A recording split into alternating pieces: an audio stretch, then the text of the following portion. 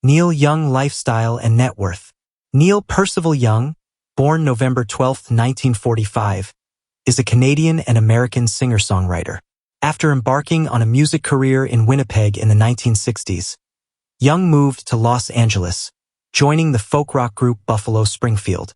Since the beginning of his solo career, often with backing by the band Crazy Horse, he has released critically acclaimed albums such as Everybody Knows This Is Nowhere, 1969, After the Gold Rush, 1970, Harvest, 1972, On the Beach, 1974, and Rust Never Sleeps, 1979. He was also a part-time member of Crosby, Stills, Nash & Young, with whom he recorded the chart-topping 1970 album. Young's guitar work, deeply personal lyrics, and signature, high-tenor singing voice define his long career. He also plays piano and harmonica on many albums, which frequently combine folk, rock, country, and other musical genres.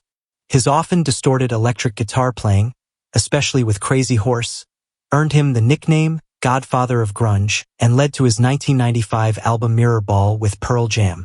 More recently, he has been backed by Promise of the Real.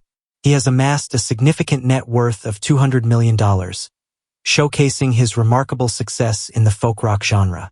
With a career spanning numerous decades and an extensive discography, Young has solidified his position as one of the most revered and financially prosperous musicians in the industry. Young stands at a height of 5 feet 10 inches, approximately 1.82 meters tall. This captivating video explains Young's journey to fame. As we dive, please don't forget to subscribe for more amazing content. Early life. Neil Percival Young was born on November 12, 1945, in Toronto, Ontario. He spent most of his childhood growing up in Canada and contracted polio in 1952. At the age of 12, he went to live with his mother after she separated from Young's father. During the mid-1950s, Neil Young became infatuated with rock and roll after listening to Roy Orbison, Elvis Presley, Chuck Berry, and many others.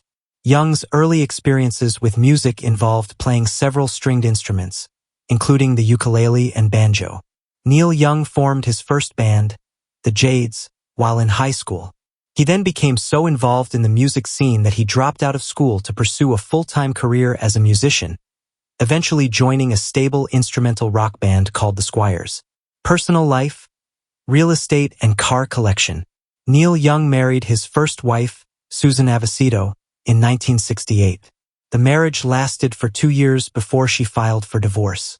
For the next 5 years, Young was in a relationship with actress Carrie Snodgrass. During their relationship, they had one child together. In 1978, Young married Peggy Young, whom he met while she was working as a waitress at a diner near his ranch. In 2014, Peggy and Neil were divorced after 36 years of marriage. Not long afterward, Neil Young met actress Daryl Hannah and married her 4 years later.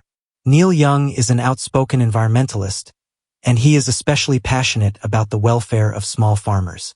He is also a supporter of electric vehicles, and he has become heavily involved in education for children with disabilities. In 2005, Young was diagnosed with a brain aneurysm. Although he underwent a successful neuroradiological procedure, he passed out 2 days later after bleeding heavily from a femoral artery. Car collection. In his time, Young's car collection has exceeded the 3 dozen mark, which includes 1941 Chrysler Series 28 Windsor Highlander Coupe, 1947 Buick Roadmaster Sedan, 1948 Buick Roadmaster Hearse, 1953 Buick Roadmaster Skylark Convertible, and 1960 Lincoln Continental Mark IV. Real estate. In 1970, Neil Young purchased Broken Arrow Ranch, a 1,000-acre property in La Honda, California, for $350,000 cash. He subsequently expanded the property by buying thousands of additional acres. In November 2015, Neil listed his longtime home in Hawaii for $24.5 million. He eventually sold the property in 2018 for $20 million. The buyer was Men's Warehouse co-founder and former CEO George Zimmer. In 2016, Neil purchased a home in Malibu, California, from his girlfriend, Daryl Hannah, for $3.6 million. Daryl purchased the 17.6-acre property in 2001 for $1.32 million.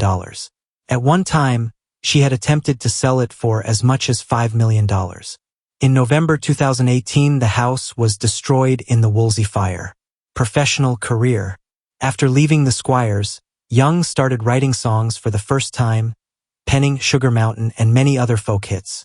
He also wrote Flying on the Ground is Wrong by the Guess Who, achieving mainstream success as a songwriter for the first time. He then joined the Mina Birds, a band fronted by Rick James. After the group disbanded, Young and Bruce Palmer traveled to Los Angeles to seek new opportunities.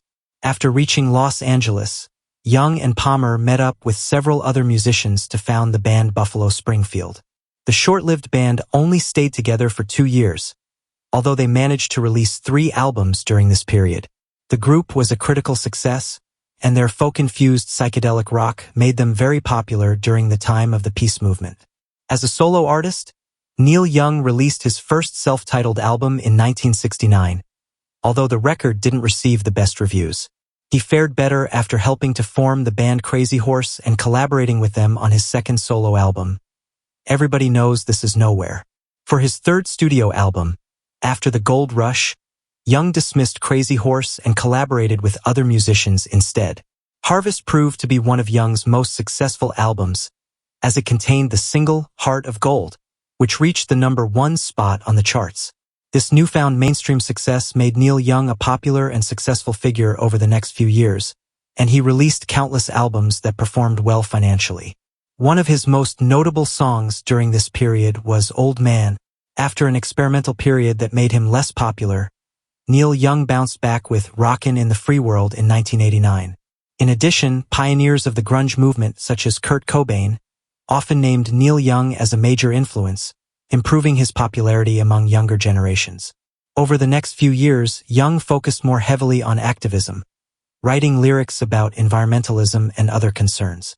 In 2020, Neil Young announced that he would soon release his long-lost album, Harvest. In January 2021, Neil revealed that he had sold a 50% stake in his music catalog for $150 million. He sold half the copyright and income to roughly 1,120 songs to an investment firm called Hypnosis. Interestingly, at the time of the threat, Neil didn't actually own his master recordings, the right that gives someone the ability to decide where music is licensed, for example, on Spotify. Warner Music owns his masters and essentially did him a favor by forcing Spotify to take the music offline. The real loser in this decision is Hypnosis, which, as we just mentioned, had just paid $150 million for 50% of his royalty stream. Royalty streams are generated on platforms like Spotify. Thank you for watching. Bless up.